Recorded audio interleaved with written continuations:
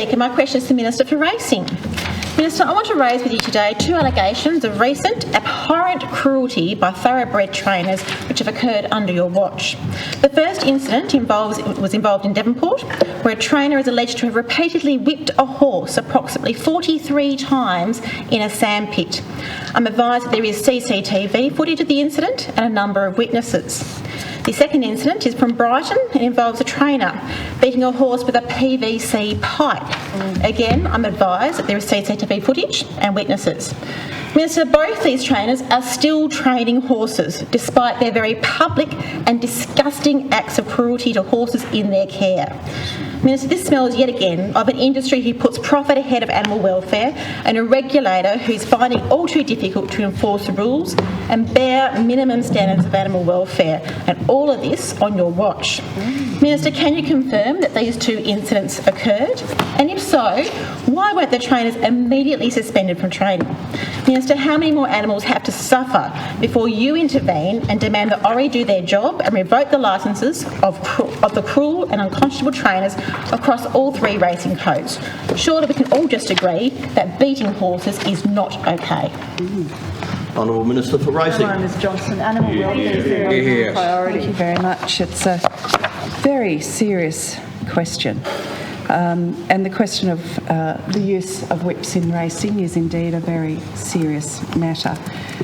We as the government obviously recognise the importance of ensuring animal welfare measures in racing meet with community expectations. We also recognise the extraordinary care the vast majority of industry participants provide to their animals. The government and Tas Racing, as we know, as I've said many times in this place, are investing more than ever in animal welfare measures for horses and greyhounds. Not working. And this will only increase in coming years. We are currently underway in a complete review of the Racing Act. It's been 20 years since anybody has forced that kind of consideration of our legislation and our regulatory requirements. And indeed, it would be really helpful, perhaps if you would like to put to us other proposals you might have for improvement. That is well underway, but my door is always open, as you know, Ms Johnston. And in fact, I have actually written to you 3 times on this matter, but I've not received a reply yet. But I'd be very, very happy to have that. So we know that the government and Tas Racing and myself will support any initiative or change which enhances welfare outcomes for racing animals. And we will continue to work with national bodies and racing participants with regard to welfare developments and reform.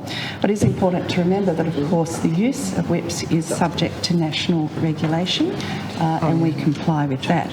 Tas Racing complies with the Australian Rules of Racing and the Australian Harness Racing Rules, which govern racing and the conduct of races for thoroughbred and harness codes, including the use of whips in races. I assume, of course, Ms Johnston, that the matters that you refer to have been reported to ORI. Yes, so ORI is looking at them. Yes? They're not looking at them. Yes, and if they haven't, then you probably should do that. So I would assume that ORI, of course, is looking at those, and it's not my role to interfere in investigations. So that will be allowed to go through, as would be the normal course of those matters. The use of whips is governed by the rules which are brought into force in Tasmania through the application of the Racing Regulation Act 2004. The rules are, as I've said, nationally consistent and heavily regulate the manner in which whips may be used, and also the types of whips which may be used, and the use of a whip in a manner other than what is consistent with the rules is dealt with, as I've said, by the Office of Racing Integrity through sanctions if somebody is found guilty, which could include fines, suspensions or disqualifications. But nothing negates the responsibility on the participant to meet the requirements in respect of animal welfare under the Animal Welfare Act 1993. And as I've said, we are open for suggestions and recommendations. My door is always open.